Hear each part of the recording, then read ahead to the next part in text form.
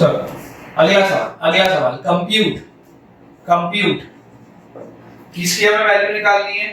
2 raise to the power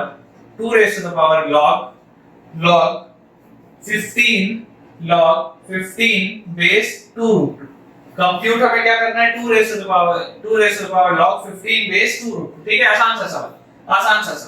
धीरे धीरे बेटा लेवल बढ़ेगा। एक बात मान के चलो, मुझे कोई दिक्कत नहीं है कि मैं एक बार में तुमको आईआईटी का सवाल करा दूं, कराने में कोई दिक्कत नहीं है, बट अगर हम धीरे धीरे लेवल अपना बढ़ाएंगे तब हमें समझ में ज्यादा अच्छे से आ पाएगा। अदरवाइज होगा क्या? अदरवाइज होगा ये कि मैं तो करा दूंगा, मुझसे तो बन जाएगा, लेकिन जब तुम उसको बेटा खुद से बनाने का ट्राई करोगे तुमसे नहीं बनेगा सवाल।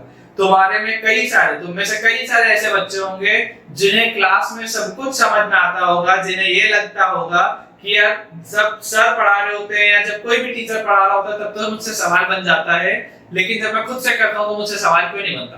वो इसीलिए नहीं बनता क्योंकि आपने बेटा डायरेक्टली बड़े लेवल का सवाल देखा। प्रोसेस क्या होता है? ग्रेजुअली हमें ग्रेजुअली एक करके लेवल अपना बढ़ाना है, तभी होगा। मैं फिर बोल रहा हूँ, आप पेशेंस के साथ आप लेक्चर देखते रहो, आपको सब कुछ समझ में आएगा। ठीक है, चलो अगर मुझे इसको कंप्यूट करना है तो मुझे ये बताओ कि क्या इसको मैं लिख सकता हूँ ऐसा 2 raise to the power log 15 और जो 2 रूट 2 है, ये जो 2 रूट 2 है क्या इसे में 2 रेज़ टू द पावर 3/2। ध्यान से देखो, 2 रेज़ टू द पावर 3/2 क्या ऐसा लिख सकता हूँ? 2 रेज़ टू द पावर 3/2 क्या ऐसा लिख सकता हूँ? ध्यान से देखो। और अगर मान लो मैं इसे ऐसा लिख सकता हूँ, तो क्या यहाँ से हमने एक प्रॉपर्टी पढ़ी थी कि जब यहाँ पर log x base a raise to the power n होता है तो आगे क्या निकल के आता है? आगे आता है 1/n। याद करो, कल वाला लेक्चर अपने एक बार नोट्स अपने घुमा के देखो, जब लिखा होता है log x base a raise to the power n तो आगे क्या आता है? आगे आता है 1/n। तो इसे हम लिख सकते हैं 2 raise to the power 2/3 log 15 base 2। और हमने एक प्रॉपर्टी और देखी थी कि अगर मान लो हमारे पास लिखा होता है कि log x बेस a और x के ऊपर पावर m, अगर x के ऊपर पावर m है तो m आगे घूम के आता था, m जो था वो आगे घूम के आता था log के आगे। तो सिमिलरली अगर m आपको सामने दिख रहा होगा तो वो घूम के वापस भी जा सकता है x के ऊपर। बोलने का ये मतलब है कि अगर यहाँ पे 2/3 लिखा हुआ है तो इसको मैं घुमा के 15 के ऊपर भी लेके जा सकता हूँ। तो क्या इसे मैं ऐसा लिख सकता हूँ 2 raise to the power log 15 raise to the power 2/3 base 2। और हमें पता है कि a raise to the power log n base से क्या होता है? इसका आंसर होता है 15 रेज़ टू द पावर 2/3, या इसे मैं क्या लिख सकता हूँ? इसे मैं लिख सकता हूँ क्यूब रूट ऑफ 225। जल्दी से चलो एक सवाल और आसान सा सवाल है। Compute log 5 base 3 multiplied by log 27 base 25 अब अगर मान लो मुझे इसे सॉल्व करना है तो बहुत आसान है। ध्यान से आप देखो, यहाँ पे इसको मैं यहाँ पे log 5 बेस 3 को वैसे का वैसे ही रहने देता हूँ। यहाँ पर मैं क्या कर लेता हूँ? यहाँ पर इस log 27 बेस 25 को क्या मैं इस तरीके से लिख सकता हूँ? log 27 को अगर मैं लिख लूँ 3 का क्यूब और 25 को अगर मैं लिख लूँ 5 का स्क्वायर तो कोई दिक्कत नहीं है। अब देख, जब हम इसे सॉल्व करेंगे तो यहाँ से ये क्या आ जाएगा? log 5 बेस 3 और देखो ये वाला जो 3 होगा ये यहाँ आएगा और ये जो 2 होगा वो कहाँ जाएगा? डिनोमिनेटर में जाएगा। ये जो 2 होगा वो कहाँ पर जाएगा? डिनोमिनेटर में जाएगा। ठीक है, डिनोमिनेटर में जाएगा। तो यहाँ से मेरे पास बताओ मल्टीप्लाई में क्या आ गया? 3/2 टाइम्स log 3 बेस 5। तो देखो यहाँ से ये 3/2 को मैं बाहर निकाल लेता हूँ तो अंदर मेरे पास क्या बच गया? log 5 base 3 multiplied by log 3 base 5। याद करो चेन रूल 5 से 3 में गए, 3 से 5 में गए, 5 से 3 में गए, 3 से 5 में गए। इसका मतलब क्या होता है कि 5 से 5 में है। इसका मतलब इफेक्टिवली 5 से 5 में है और आगे 3/2 लगा ही हुआ है, तो log 5 बेस 5 क्या होता है 1 आता है। इसका मतलब आंसर मेरे पास कितना आ गया, आंसर मेरे पास आ गया 3/2, आंसर मेरे पास कितना आ गया 3/2। चलो अगला सवाल देखते हैं बेटा, ये बढ़िया सवाल है, ये बढ़िया सवाल है, ठीक है, ये अच्छा सवाल है। Find log 168 base 54, find log 168 base 54 if log 12 base 7 is equal to a, इसकी वैल्यू a है, and log 24 base 12 is equal to b, and log 24 base 12 is equal to b। बढ़िया सवाल, बहुत बढ़िया सवाल। चलो इसको हम ट्राई करते हैं, यहाँ पर आप बेटा ध्यान से देखो, आपके पास लिखा हुआ है log 168 base 54, log लिखा हुआ है 168 base 54। अब यहाँ पर बेटा मुझे पूरी जगह पे ना कहीं पे 168 दिख रहा है, ना बेटा मुझे पूरी की पूरी जगह पे 150, यहाँ पे पूरी जगह पे 54 दिख रहा है। सवाल सोचते कैसे, मैं तुम्हें ये बता रहा हूँ, पूरी जगह पे 168 भी नहीं है, 54 भी नहीं। मेरे पास जो दो वैल्यूज दी हुई हैं, अगर उसमें मुझे जो बेस दिख रहा है वो क्या दिख रहा है, एक में मुझे 12 दिख रहा है, एक में मुझे 7 दिख रहा है। बेस क्या दिख रहा है, एक में मुझे 12 दिख रहा है, एक में मुझे 7 दिख रहा है। अब थोड़ा सा बेटा मुझे सोच के बताओ कि क्या यहाँ 7 वाले में नंबर 12 है, क्या यहाँ 7 वाले में नंबर 12 है, तो क्या इसको मैं ऐसा लिख सकता हूँ, कि log 7 base 12 is equal to 1 upon a। याद करो बेटा, कल मैंने आपको बताया था कि जब रेसिप्रोकल लेते तो बेस और नंबर इंटरचेंज हो जाते हैं। याद करो, जब हम रेसिप्रोकल लेते हैं तो बेस और नंबर इंटरचेंज हो जाता है। तो यहाँ पे log 12 base 7 का अगर रेसिप्रोकल में लूंगा तो वो 1 by log 12 base 7 आएगा, और वो रिवर्स होने के बाद log 7 base 12 हो जाएगा, अगर मैं दोनों का रिवर्स कर देता, ठीक है। और यहाँ पे रेसिप्रोकल होने के बाद क्या आ गया 1 by a, यहाँ पे रेसिप्रोकल होने के बाद क्या आ गया 1 by a, और ये वाला log 24 base 12 तो b दिया ही, ये वाला log 24 base 12 तो b दिया ही। अब आप ध्यान से देखो कि ये वाले जो दोनों नंबर है, दोनों में बेटा बेस 12 है, जरा सोच के बताओ कि log 7 base 12 plus log 24 base 12 कितना होगा। log 7 base 12 plus log 24 base 12 कितना होगा, ये होना चाहिए log 7 into 24 कितना होता है, 7 into 24 होता है 168, 7 into 24 होता है 168 base 12। ये क्या हो गया बेटा, जैकपॉट लग गया, क्योंकि 168 जो मुझे क्रिएट करना था मैंने कर लिया, 168 जो मुझे क्रिएट करना था वो मैंने कर लिया। इससे मुझे क्या समझ में आया, बेटा ये समझ में आया कि अगर ये 168 के साथ बेस 12 है, ध्यान से देखो, अगर ये 168 के साथ बेस 12 है, इसका मतलब बेटा इसे सॉल्व करने के लिए मुझे यहाँ पे बेस चेंजिंग थ्योरम लगाना पड़ेगा, और मुझे इसे ऐसे लिखना पड़ेगा log 168 base 12 divided by log 54 base 12। सोच के देखो, अगर मान लो मैं इसे इस तरीके से कर दूं कि log 168 base 12 divided by log 54 base 12, अगर मान लो इसे मैं इस तरीके से लिख देता हूं तो क्या ये मेरे लिए बन पाएगा। देखो बेस चेंजिंग थ्योरम लगा, अभी भी इफेक्टिवली लिखा तो 168 base 54 ही, अभी भी लिखा वही है, लेकिन क्योंकि मैंने यहाँ पे log 168 base 12 निकाल लिया है तो उसको मैं यहाँ पुट कर दूंगा। अब मैं इसे निकालने की कोशिश करूंगा, तो यहाँ से देखो log 7 base 12 था 1 by a, log 24 base 12 था b, इसकी वैल्यू कितनी आ गई log 168 base 12। मतलब कि ये जो न्यूमरेटर है ये मुझे मिल चुका है, इसे अपन हाईलाइट करके एक जगह रख लेते हैं, है ना, ये न्यूमरेटर हमें मिल चुका है। अब इसमें आप एक चीज बेटा देखो, एक चीज आप बहुत ध्यान से देखो कि मेरे पास log 24 base 12 इसकी वैल्यू कितनी दी हुई थी b, इसकी वैल्यू दी हुई थी b। आप बेटा ये समझो कि इसमें बहुत ज्यादा छेड़छाड़ करना पॉसिबल नहीं है। क्यों? क्योंकि यहाँ पे 7 जो है वो प्राइम नंबर है और उसका 12 के साथ कोई कॉमन फैक्टर नहीं है, तो इसमें मुझे स्प्लिट करने में कोई छेड़छाड़ करना पॉसिबल नहीं है। लेकिन यहाँ पे पॉसिबल है, क्योंकि 12 का डबल 24 होता है, ये मुझे पता है। 12 का डबल 24 होता है, ये मुझे पता है, तो यहाँ पे करना पॉसिबल है। अब देखो जो मैं करूंगा उसको देखो, क्या इसे मैं log 12 base 12 plus log 2 base 12 is equal to b, ऐसा लिख सकता हूँ। फिर सोच के देखो, बेस सेम है, log m base a plus log n base a क्या होता है, log mn बेस a, तो 12 into 2 होगा तो 24 आ जाएगा, मतलब जो मैंने लिखा उसमें कोई भी दिक्कत नहीं।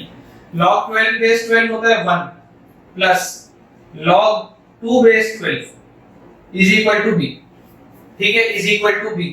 तो यहां से बेटा देखो, log 2 बेस 12 की वैल्यू कितनी आ गई, यहां से बेटा log 2 बेस 12 की मेरे पास वैल्यू आ गई b माइनस 1, log 2 बेस 12 की मेरे पास वैल्यू आ गई b माइनस 1। अब इमेजिन करो कि यहाँ पे मेरे को क्या लाना था, यहाँ पे मेरे को लेके आना था बेटा log 54 बेस 12, यहाँ पे बेटा मेरे को लेके आना था log 54 बेस 12। अभी मेरे पास आया क्या, log 2 बेस 12, अभी मेरे पास आया क्या, log 2 बेस 12। सबसे पहले तो आप देखो 54 जो है, 54 को अगर मैं को स्प्लिट करके लिखना होगा तो मैं कैसे लिखूंगा, 2 से जब डिवाइड होगा तो 27 बचेगा, तो 2 मल्टीप्लाइड बाय 3 का क्यूब, 2 मल्टीप्लाइड बाय 3 का क्यूब। इसका मतलब बेटा क्या है, इसका मतलब क्या है कि आप ऐसा सोच के देखो कि अगर ये जो log 54 बेस 12 थोड़ा सा कंफ्यूजिंग है, थोड़ा सा कॉम्प्लिकेटेड है, तुम अपने एंड से अपने मेथड से भी ट्राई करके देख सकते हो। अगर ये log 54 बेस 12 जो है, अगर मैं इसे log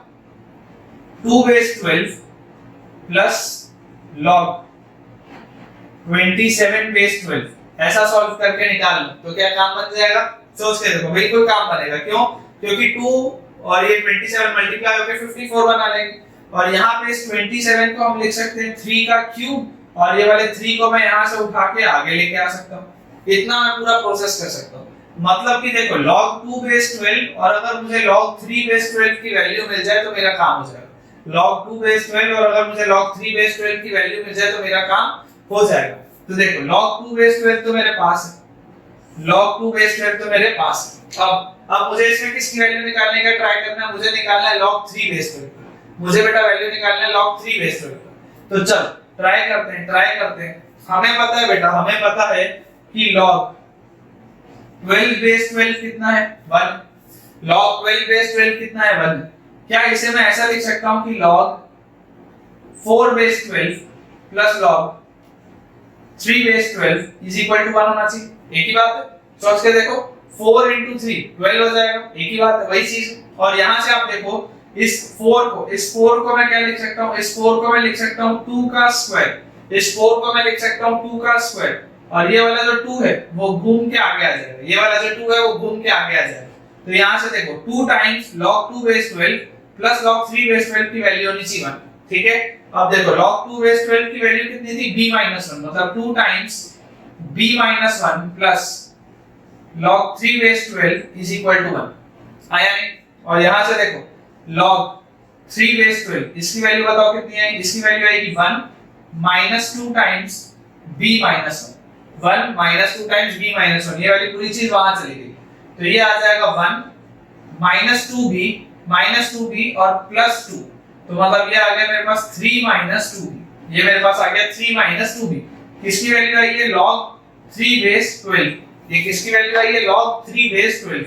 चलो अब हमारा सवाल हो गया, क्यों हो गया, क्योंकि log 2 बेस 12 आ गया, log 3 बेस 12 आ गया, जिसको मैं यहाँ पे पुट करूंगा तो log 54 बेस 12 आ जाएगा, और log 168 बेस 12 की वैल्यू मेरे पास है। तो अगर मैं इसे सॉल्व करूं, अगर मान लो मैं इसे सॉल्व करूं तो चल log 168 बेस 12, log 168 बेस 12 क्या होता है, अपन ऐसा करते हैं, ब्लैक पेन से अब लिखते हैं इसको। log 168 बेस 12 आपने निकाला है 1/a प्लस b, ठीक है, डिवाइडेड बाय log 54 बेस 12 का देखो ब्रेकअप क्या है, log 2 बेस 12 में b minus 1 plus 3 times log 3 base 12, मतलब प्लस 3 टाइम्स log 3 बेस 12 में 3 माइनस 2। जब आप इसे सॉल्व करोगे तो यहां से बताओ एलसीएम लेने पे क्या आ जाएगा, 1 plus ab divided by a, ये वाला a मैंने बाहर रख लिया, और अंदर जो हो रहा है उसको अब करते हैं b माइनस 1, फिर 3 into 3 होगा तो कितना आएगा 9, और 3 into -2 भी होगा तो -6, 3 into -2 भी होगा तो -6 भी। और इसे अगर मैं सॉल्व करूंगा तो ये आएगा 1 plus A B upon A times, देखो 9 और -1 कितना आ गया 8 और b और -6 भी तो -5। फाइनल आंसर ये किसकी वैल्यू आई, ये वैल्यू आई है बेटा log 168 बेस 54, log 168 बेस 54। ठीक है, ये फाइनल आंसर। ठीक है बेटा, ठीक है। अभी तक हमने जितने सवाल किए थे वो जनरल सवाल थे। अब हम बेटा जो क्वेश्चंस करेंगे वो प्रीवियस ईयर आईआईटी जेईई के एग्जाम में जो लॉगरिथम के सवाल आए, जो प्योरली लॉगरिथम के सवाल है, अब हम वो करते हैं। ठीक है, पहला सवाल ये सारे के सारे आईआईटी जेईई के सवाल है बेटा। सवाल लिखा हुआ है late x0, y0, let x0, y0 be the solution of the equation, हमारे पास इक्वेशन दिया हुआ बेटा 2x raised to the power ln2 is equal to 3y raised to the power ln3।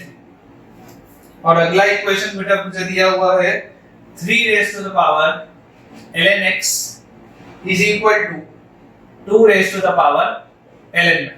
ठीक है, तो हमें आपको बेटा बताना है then x0 is x0 की वैल्यू क्या होगी। चार ऑप्शन है बेटा मेरे पास। पहला ऑप्शन है 1/6, दूसरा ऑप्शन है बेटा मेरे पास 1/3, तीसरा ऑप्शन है बेटा मेरे पास 1/2 और चौथा ऑप्शन है बेटा मेरे पास 6।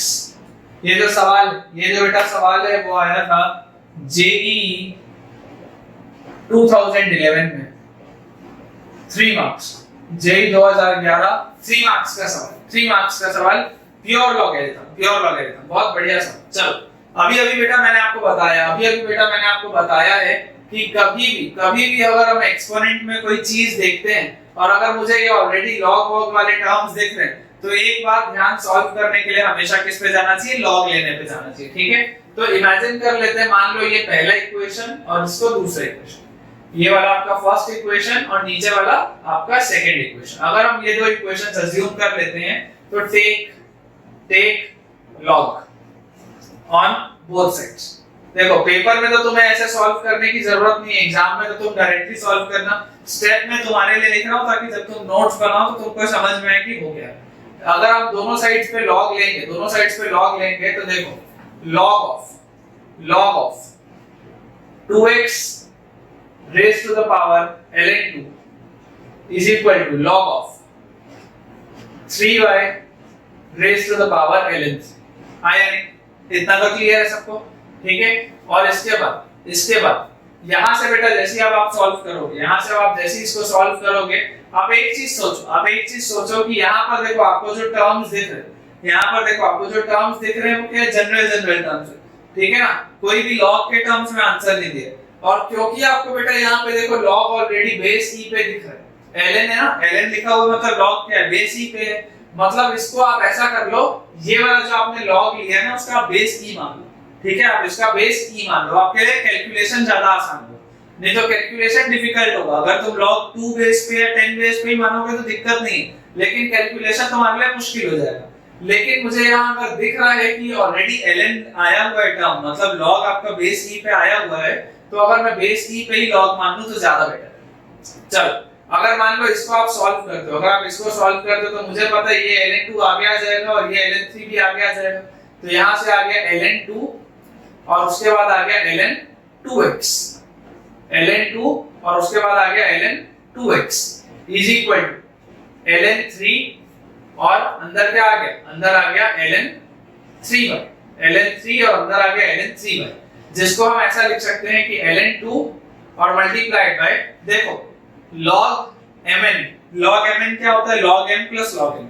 log mn क्या होता है, log m plus log n। तो ln2x को मैं क्या लिख सकता हूं, ln2 प्लस lnx। और यहां से देखो ln3 और मल्टीप्लाइड बाय ln3y को ln3 प्लस lny, तो ln3y हो जाएगा।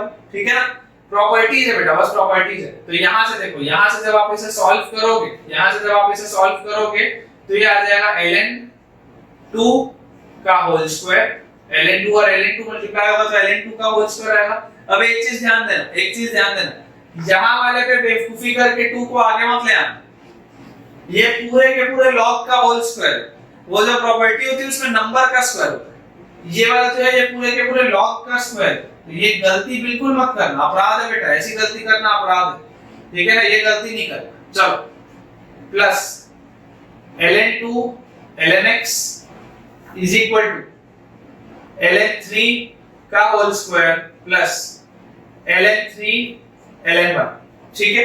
ये जो हमारे पास आया बेटा इसको मान लेते हैं इक्वेशन में, इसको मान लेते हैं इक्वेशन में, या 1 नहीं मानते, 1 और 2 वहां माने हुए, इसको मान लेते हैं इक्वेशन 3, इसको मान लेते हैं इक्वेशन 3, ठीक है। अब ऐसा करते हैं कि अगर मान लो मैंने log इसका लिया होता, अगर मान लो मैंने log इसका लिया होता तो बताओ क्या आता, ln 3 raised to the power ln x is equal to ln 2 raised to the power ln, ठीक है। और बताओ अगर नंबर का होता है तो वो आगे आ जाता है घूम के, तो यहां से बताओ क्या आ गया, ln x ln 3 is equal to ln y ln 2, ठीक है। और इसके बाद बेटा जब हम इसे सॉल्व करेंगे, जब इसको हम सॉल्व करेंगे तो यहां से बताओ कितना आ जाएगा, यहां से बेटा अब देखो हमें फाइनल आंसर क्या निकालना है, x नॉट निकालना है, तो ऐसा करते हैं हम y वाले टर्म को एलिमिनेट कर देते हैं, y वाले टर्म को हम एलिमिनेट कर देते हैं, तो यहां से अगर मैं आपको बोलूं कि ln y की बताओ क्या वैल्यू आएगी, तो ln y आएगा ln x ln 3 divided by ln 2, ये वाला ln 2 यहां नीचे आ जाएगा, तो ये आ गई ln y की वैल्यू। और हम ऐसा करते हैं कि इस ln y की वैल्यू को इक्वेशन 3 में डाल देते हैं, अगर ये वाले को मैं इक्वेशन 4 बोलूं, अगर ये वाले को मैं इक्वेशन 4 बोलूं तो इक्वेशन 4 से जो ln y आया उसको इक्वेशन 3 में पुट कर देते हैं, तो जब आप इसे पुट करोगे तो देखो क्या आएगा, ln2 का whole square plus ln2 ln x, इसको तो चेंज करना नहीं है, ln3 का होल स्क्वायर प्लस ln3 और ln y की जगह पे ये रख देते हैं, तो ln y की जगह पे आप रख दो ln x ln3, तो यहाँ पे देखो ln3 का होल स्क्वायर आ गया और बेस पे आ गया ln2, बेस पे आ गया ln2, ठीक है। अब इसको जब बेटा हमें सॉल्व करना है, अब बेटा जब हम इसको सॉल्व हमें करना है तो बताओ कैसे अब सॉल्व होगा ये, हम ऐसा करते हैं, अब हम ऐसा करते हैं कि ये वाले जो टर्म्स है उनको एक साइड ले आते हैं, जहां पे ln x वाले टर्म्स है उनको एक साइड ले आते हैं, तो ये वाला ln2 ln x, ये वाला टर्म इधर ही है, ये वाला टर्म इधर ही है, और ये वाले भी टर्म को LHS में ले आते हैं, तो minus ln3 square ln x by ln2, और RHS में ये वाला जो टर्म है ln3 का होल स्क्वायर, और ये वाला जो टर्म था वो भी RHS में गया, तो माइनस ln2 का होल स्क्वायर। अब बेटा जब आप LCM लोगे, तो बताओ यहाँ पे क्या आएगा, ln2 से ln2 से मल्टीप्लाई हुआ तो ln2 का whole square ln x minus ln3 का होल स्क्वायर ln x, और ये वाला ln2 इस पूरे से भी मल्टीप्लाई होगा तो ln2 टाइम्स ln3 का होल स्क्वायर माइनस ln2 का होल स्क्वायर, ठीक है। और अब जैसे ही हम इसे सॉल्व करेंगे तो देखिए ये वाले दोनों में से ln x आ गया बाहर, ब्रैकेट के अंदर बच गया ln2 का स्क्वायर माइनस ln3 का square is equal to ln2 times ln3 का स्क्वायर माइनस ln2 का स्क्वायर, और यहां से आप देख सकते हैं कि ये वाला ln2 का स्क्वायर माइनस ln3 का स्क्वायर और ये ln3 का स्क्वायर माइनस ln2 का स्क्वायर कैंसिल आउट हो जाएगा और माइनस साइन एक बच जाएगा, क्योंकि ये इसका एडिटिव इनवर्स लिखा है, ये इसका एडिटिव इनवर्स लिखा है। एडिटिव इनवर्स मतलब अगर एक 1 है तो दूसरा -1 है, अगर एक x है तो दूसरा -x, एडिटिव इनवर्स, ठीक है, एडिटिव इनवर्स तो कट जाएगा और माइनस साइन एक आ जाएगा, ठीक है। तो यहां से बेटा मेरे पास ln x की वैल्यू आ गई माइनस टाइम्स ऑफ ln2, या इसे मैं बोल सकता हूं ln x is equal to ln of 2 raise to the power -1, ये माइनस साइन घूम के यहां ऊपर आ गया तो 2 रेज़ टू द पावर -1, या ln x is equal to ln half, तो x की वैल्यू कितनी आ जाएगी, हाफ आ जाएगी, x की वैल्यू आ जाएगी half. C option is the correct answer. 3 marks का सवाल, जेईई का पेपर 2011, ठीक है बेटा। पहले सवाल के बाद अब दूसरा सवाल, find the value of, find the value of, सवाल है हमारे पास 6 प्लस लॉग बेस पे है 3/2 और नंबर की जगह पे लिखा हुआ है 1/3√2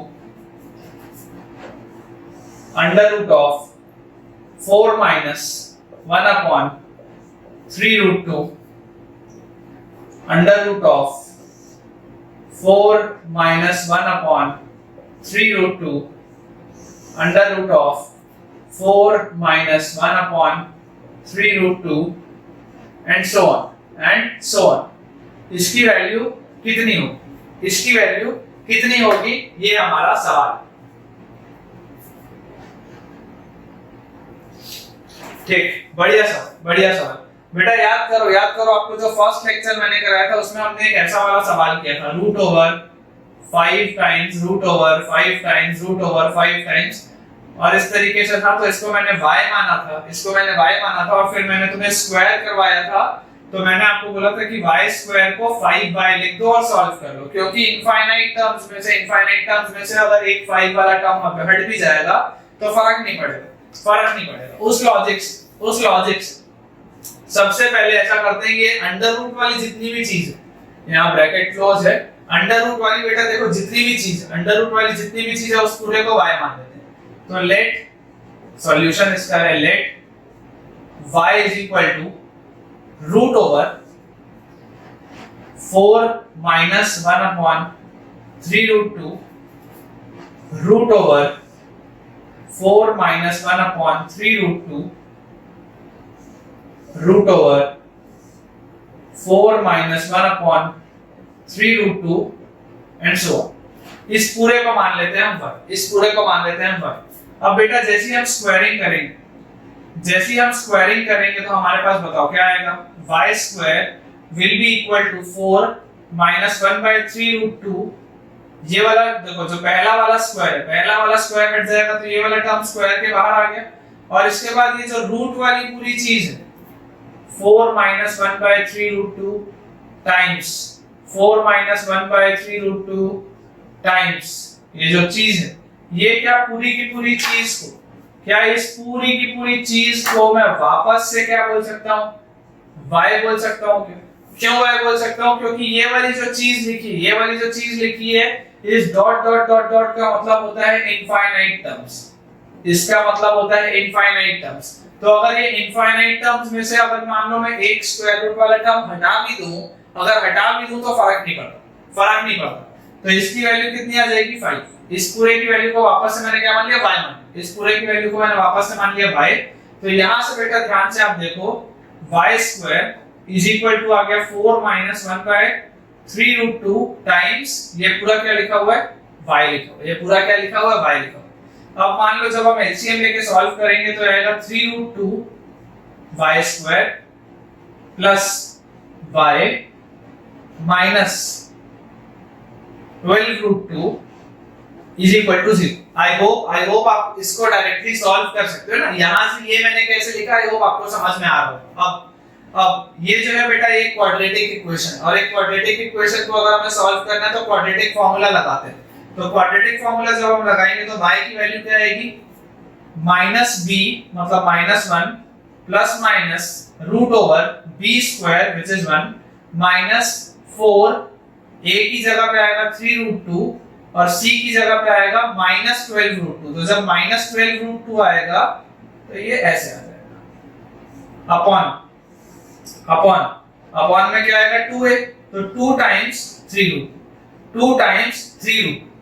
जब बेटा आप इसे फर्दर सॉल्व करोगे तो y की वैल्यू आएगी -1 प्लस माइनस √1 वैसे का वैसे ही है। देखो ये माइनस और ये माइनस प्लस हो गया, 4 into 3 12 into 12 144 और √2 और √2 मल्टीप्लाई होकर 2 आएगा तो 144 into 2 आ जाएगा 288 अपॉन 2 into 3 मतलब 6√2। ठीक है, ये आ गई y की वैल्यू। अब बेटा आप बिल्कुल ध्यान से देखो कि y जो था वो एक स्क्वायर रूट वाला टर्म था। y जो था वो एक स्क्वायर रूट वाला टर्म था, और स्क्वायर रूट वाले टर्म के बारे में मैं ये जानता हूं कि वो कभी भी नेगेटिव नहीं हो सकता। तो यहाँ वाले में से अगर मैं यहाँ पे देखूं कि y की वैल्यू क्या आ रही है, -1 plus minus root over 288 plus 1 मतलब 289, और रूट ओवर 289 होता है 17 और डिवाइडेड बाय 6 रूट 2। तो यहाँ से अगर मैं बोलता हूँ कि माइनस वाली चीज को हम रिजेक्ट कर देते हैं, तो डायरेक्टली मैं y की वैल्यू लिख ले रहा हूँ -1 प्लस 17 बाय 6 रूट 2, या इसको मैं लिख सकता हूँ 17 माइनस 1 होता है 16 और 16 बाय 6 को मैं लिख सकता हूँ 8/3 रूट 2। ये मैंने डायरेक्टली लिख लिया कि y की वैल्यू ये। अब बेटा एक बार अगर मेरे पास y की वैल्यू आ गई, तो y मैंने इस पूरी चीज को माना था। तो ओरिजिनल सवाल क्या था? ओरिजिनल सवाल था 6 प्लस लॉग बेस में 3/2 और नंबर की जगह पे लिखा था 1/3 रूट 2 टाइम्स ये y था, और y की वैल्यू आई है 8/3 रूट 2। y की वैल्यू आई है 8/3 रूट 2। तो जब बेटा हम इसे सॉल्व करेंगे तो देखो यहां से आएगा 6 प्लस लॉग बेस में 3/2 और यहां पर 1 into 8 आ गया 8/3 रूट 2 और 3 रूट 2, तो 3 into 3 आ गया कितना 9 into 2 आ गया 18। ठीक है, और एक बार मान लो आपने ये चीज लिख ली, तो अब इसे हम लिख सकते हैं 6 प्लस लॉग बेस में 3/2 और 8 और 18 में 2 का फैक्टर कॉमन है, तो इसको हम लिख सकते हैं 4/9। या इस चीज को और कैसे लिखा जा सकता है? इस चीज को और लिखा जा सकता है 6 प्लस लॉग बेस में 3/2 और 4/9 को आप क्या लिख सकते हो? 4/9 को आप लिख सकते हो 2/3 का होल स्क्वायर। 4/9 को आप क्या लिख सकते हो? 2/3 का होल स्क्वायर। जब आपने बेटा इसको 2/3 का होल स्क्वायर लिखा तो आप बिल्कुल यहाँ पे ध्यान दो कि ये वाला 2 जो है वो घूम के कहां आ जाएगा? आगे आ जाएगा। ये वाला जो 2 है वो घूम के कहां आ जाएगा? आगे आ जाएगा। और इसके बाद ये स्टेप हो गया 6 प्लस लॉग बेस में 3/2 नंबर की जगह पे 2 है, और ये वाला 2 आगे घूम के, तो ये 2 आगे आ गया। अब बेटा आप खुद सोच के देखो कि ये जो लिखा हुआ है log 2/3 बेस 3/2, क्या इस पूरे की वैल्यू -1 होनी चाहिए? क्यों -1 होनी चाहिए? क्योंकि जब मैं 3/2 का पावर -1 करूंगा, इन्वर्स करूंगा, तो 2/3 के इक्वल आएगा। मतलब ये वाला पूरे बॉक्स जो है उसकी वैल्यू कितनी है? -1। तो फाइनल आंसर कितना है? 6 - 2। ये +2 -1 से मल्टीप्लाई होगा तो 6 - 2 which is equal to 4। इसका फाइनल आंसर इज 4। ये जो सवाल है बेटा, ये आया था जेई 2012 4 मार्क्स। और मैं आप सबको बताना चाहूंगा कि मैंने अपना आईआईटी का पेपर 2012 में ही दिया था। इसका मतलब ये है कि ये वाला सवाल मेरे पेपर में आया था, और ये वाला सवाल मेरा तब भी सही था, और ये वाला सवाल मेरा आज भी सही। ठीक है, चलो जल्दी से नोट डाउन करो। ठीक है बेटा, नेक्स्ट क्वेश्चन थर्ड सवाल हमारे पास दिया हुआ है, if 3 raised to the power x is equal to 4 raised to the power x minus 1, then x is equal to question mark। Option A है 2 log 2 base 3 divided by 2 log 2 base 3 minus 1। Second option है 2 divided by 2 minus log 3 base 2। Third option है 1/1 minus log 3 base 4। और fourth option है 2 log 3 base 2 divided by 2 log 3 base 2 minus 1। ये बेटा अपने पास सवाल है, ये सवाल आया था जेई एडवांस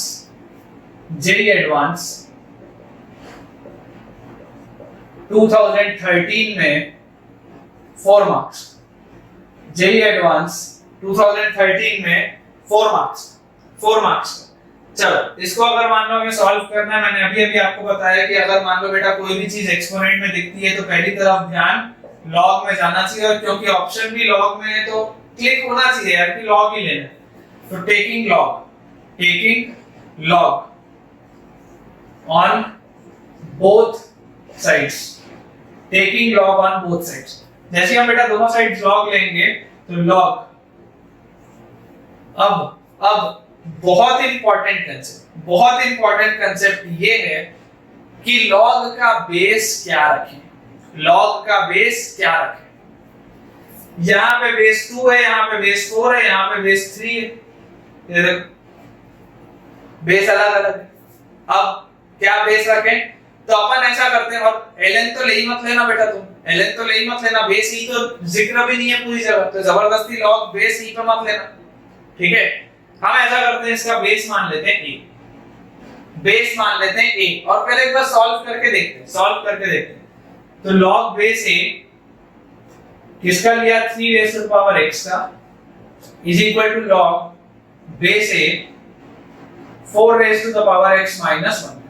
log लिया तो ये x घूम के आगे आया, ये x माइनस 1 घूम के आगे आया, तो यहां से आया x times log 3 base a is equals to x minus 1 times log 4 base a, आया नहीं।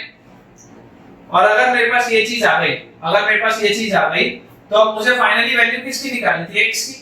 तो ऐसा करते हैं, इसे हम x वाले टर्म्स को एक साइड ले आते हैं, x times log 3 base a minus x times log 4 base a is equals to minus log 4 base a। सोच के देखो, ये माइनस 1 log 4 a से मल्टीप्लाई होगा तो यही रहेगा, x वाला log 4 बेस a से था तो इधर आ गया, तो ये आ गया। x निकला कॉमन, ब्रैकेट के अंदर बचा log 3 base a minus log 4 base a is equal to minus times of log 4 base a। Clear. और यहां से देखो x की वैल्यू आ गई minus log 4 base a upon log 3 base a minus log 4 base a, ठीक है। और इस माइनस साइन को अगर हटाना है तो इसको मैं नीचे ले जाता हूं, तो इसको मैं ऐसा लिख सकता हूं कि log 4 base a divided by log 4 base a minus log 3 base a, ऐसा भी इसको लिख सकते हैं ना। नीचे वाले का भी साइन इंटरचेंज हो गया तो माइनस और माइनस एडजस्ट हो जाएगा, कोई दिक्कत नहीं। अब अगर बेटा x की ये वैल्यू आई, अगर x की मेरे पास ये वैल्यू आई, तो अब इसके बाद देखो अलग अलग अपने पास ऑप्शन है। मैंने बेस जानबूझ के a लिया, ऐसा करते हैं let a is equal to 2। एक बार ऐसा करते हैं, बेस को 2 मानते हैं। अगर बेस 2 होगा तो बोलो क्या आना चाहिए, log 4 base 2 divided by log 4 base 2 minus log 3 base 2, आया नहीं। और ये आ जाना चाहिए log 4 बेस 2 होता है 2 अपॉन log 4 बेस 2 होता है 2 माइनस log 3 बेस 2। क्या ये कोई ऑप्शन है क्या, 2 minus 2 upon 2 minus log 3 base 2, 2 upon 2 minus log 3 base 2, B option तो मिल गया। पर इंतजार, क्यों इंतजार, क्योंकि और भी ऑप्शन बचे, अलग अलग बेसिस बचे। तो let a is equal to 3 भी रख के देख लेते हैं। जब 3 रखोगे तो क्या आएगा, log 4 base 3 upon log 4 base 3 minus log 3 base 3। बोलो क्या होता है, log 3 बेस 3 क्या होता है, 1 होता है। log 3 बेस 3 क्या होता है, 1 होता है। तो log 4 base 3 divided by log 4 base 3 minus 1, है क्या कोई सवाल। log 4 base 3 divided by log 4 base 3 minus 1, ऐसा ऑप्शन तो कोई नहीं है। लेकिन क्या ये ऑप्शन जनरेट किया जा सकता है। आप ध्यान से देखो, यहाँ पे सिमिलर ऑप्शन है, लेकिन यहाँ पे बेटा देखो बेस क्या है, यहाँ पे सिमिलर ऑप्शन है बेटा, लेकिन यहाँ पे बेस क्या है 4। और एक चीज और, अपने पास देखो पहला वाला पर मैं ऑप्शन ध्यान नहीं दिया, ये वाले को क्या मैं ऐसा लिख सकता हूँ कि ये वाले 4 को मैं लिख दूं 2 का स्क्वायर और उसके बाद ये ऊपर वाले 2 को आगे ले आऊंगा तो यहाँ 2 आ जाएगा। वैसे ही ये वाले भी 4 को लिख सकता हूँ 2 का स्क्वायर और इस 2 को आगे ले आऊंगा तो ये आ जाएगा। तो 2 log 2 base 3 divided by 2 log 2 base 3 minus 1, पहला ऑप्शन बन गया। देखो पहला ऑप्शन बन गया, ध्यान से देखो। अब बेस 3 हो गया, बेस 2 चेक हो गया, बेस 4 भी चेक करके देख लेते हैं। Let a is equal to 4, let a is equal to 4। जब बेटा आप a की वैल्यू 4 रखोगे, तो बताओ log 4 base 4 क्या होता है 1 upon log 4 base 4 1 minus log 3 base 4 तो 1 by 1 minus log 3 base 4 1 by 1 minus log 3 base 4, ये भी ऑप्शन आ गया। अब देखो चौथा ऑप्शन कौन सा बच गया, बेस 2 वाला। बेस 2 वाले में बताओ आंसर क्या आएगा, 2 अपॉन 2 माइनस log 3 base 2। ध्यान से देखो 2 अपॉन 2 माइनस log 3 base 2। अब ध्यान किस बात पे देना है, ध्यान बेटा मुझे इस बात पे देना है कि यहाँ पर देखो क्या लिखा हुआ है, यहाँ पे लिखा हुआ है 2 times log 3 base 2 divided by 2 times log 3 base 2 minus 1, ये लिखा हुआ है। अगर मैं यहाँ पर मान लो log 3 base 2, अगर मैं यहाँ पर मान लो log 3 base 2 ऊपर भी मल्टीप्लाई कर दूं और अगर मान लो मैं log 3 base 2 नीचे भी मल्टीप्लाई कर दूं तो बताओ क्या आएगा, ये 2 टाइम्स log 3 base 2 वो तो बन गया, ये वाला भी 2 टाइम्स log 3 base 2 वो भी बन गया, लेकिन ये वाला log 3 base 2 और ये वाला log 3 base 2 जब मल्टीप्लाई होगा तो log 3 base 2 का होल स्क्वायर बनेगा, पर यहाँ पर 1 लिखा हुआ है। तो ये log 3 base 2 से भी अगर मैं मल्टीप्लाई करके देखूं तब भी ये ऑप्शन जनरेट नहीं हो रहा, तो ये ऑप्शन नहीं है। इसका मतलब इसका आंसर क्या है, इसका मतलब इसका आंसर है ए बी सी, इसका मतलब इसका आंसर है ए बी सी। एक चीज बेटा ध्यान रखो कि मल्टीपल करेक्ट, ये वाला जो है ये मल्टीपल करेक्ट है, सिंगल करेक्ट नहीं है। मल्टीपल करेक्ट सवाल जो होते हैं जेईई एडवांस के पेपर के, वो सबसे ज्यादा डेंजरस होते हैं, सबसे ज्यादा डेंजरस। क्यों? क्योंकि अगर आपने सही किया तो आपको 4 मार्क्स पूरे मिलेंगे, पर अगर आपने गलत किया, मतलब अगर एबीसी आंसर है और अगर मान लो तुमने गलती से डी ऑप्शन भी टिक कर दिया तो सीधा -2 होगा बेटा, सीधा -2 होगा, -1 भी नहीं, -2। इसलिए ये सबसे ज्यादा रिस्की है। तो सही में तो नंबर जरूर मिलता है लेकिन गलत में बहुत नंबर कटता है ना। बहुत बढ़िया सवाल, इंपॉर्टेंट मार्क करके इसको रख लो आप, ठीक है बेटा। तो आज का लास्ट सवाल क्वेश्चन हमारे पास लिखा हुआ है कंप्यूट इसकी वैल्यू log 9 base 2 का whole square to the power, पूरे का पावर क्या है 1 अपॉन log 9 base 2 और इसका भी बेस 2। ध्यान से देखो क्या लिखा है, log 9 base 2 और इसका भी बेस 2 टाइम्स, ये पूरा मल्टीप्लाई किससे हो रहा है, √7 to the power raise to the power 1 by log 7 base 4, √7 raise to the power 1 by log 7 base 4। ये बेटा जो सवाल है, ये सवाल अपने पास आया था जेईई एडवांस 2019, जेईई एडवांस 2019। अब ये वाला बेटा देखो जो क्वेश्चन, ये वाला जो क्वेश्चन है आसान सा सवाल। आप ऐसा सोचो कि ये √7 raise to the power 1 by log 7 base 4 है, क्या इसे मैं 7 raise to the power 1 by 2 ताकि ये √7 बन जाए to the power 1 upon log 7 base 4 ऐसा लिख सकता हूं, और इसे लिखा जा सकता है 7 raise to the power 1 by 2 log 1 by 2 multiplied by 1 by log 7 base 4। इतना में कोई दिक्कत नहीं। अब आप याद करो बेटा, जब रेसिप्रोकल होता है तो ऊपर जाने पे नंबर और बेस इंटरचेंज हो जाते हैं। ये मैंने क्यों सोचा, क्योंकि ये वाला जो 7 नंबर पे है, अगर ये 7 बेस पे आया तो अगर ये वाला भी 7 और ये वाला भी 7 तो आंसर निकल के आता है n। याद करो a raise to the power log n base a, answer आता है n उस लॉजिक का। तो अगर मान लो इसको मैं लिखूं 7 raise to the power half times log 4 base 7, log 4 base 7, और ये वाला जो हाफ है इसको घुमा के 4 के अपन अगर ऊपर ले जाएं तो ये आ जाएगा 7 times log 4 raise to the power half base 7। और यहां से देखो ये भी 7 ये भी 7, तो फाइनली बचा क्या 4 रेज़ टू द पावर 1/2 जो कि होता है 2। मतलब इधर वाली पूरी कहानी रिड्यूस होके क्या आ गई 2 पे, इधर वाली पूरी कहानी रिड्यूस होके आ गई 2 पे। अब ये आप समझो ये वाला जो टर्म लिखा है, ये वाला टर्म यहां पे लिखा हुआ है log ऑफ बेस 2 पे log 9 बेस 2, ये आपके पास लिखा हुआ है। तो log ऑफ अगर ये पूरी चीज लिखी हुई है मतलब यहाँ पे ये पूरी चीज n का काम कर रही है, log n बेस 2 का ये पूरी चीज n का काम कर रही है, ठीक है, ये पूरी चीज n का काम कर रही है। चलो तो अगर मान लो ये हमारे पास लिखा हुआ है तो क्या इसको ऐसा लिखा जा सकता है log 9 बेस 2 का होल स्क्वायर, और उसमें भी देखो ये डिनोमिनेटर में जब रेसिप्रोकल करूंगा तो ध्यान से देखना ये वाला नंबर और ये बेस क्या आपस में इंटरचेंज हो जाएगा। तो अगर ये आपस में इंटरचेंज होगा तो इसे क्या ऐसा लिखा जा सकता है log,